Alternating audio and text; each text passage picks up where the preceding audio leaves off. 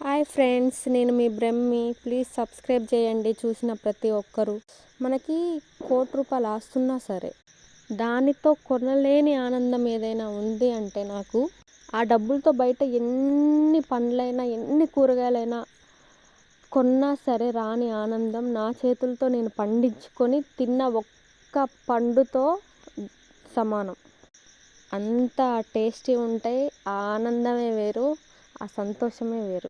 నాకు గార్డెనింగ్ అన్నా చెట్లన్నా చాలా ఇష్టం. ఫార్మింగ్ అంటే ప్రాణం. నేను పండించని ఫ్రూట్ లేదు. దాదాపు ఒక 30 రకాల పండ్లని నేను మా ఇంట్లో పండిస్తుంటా.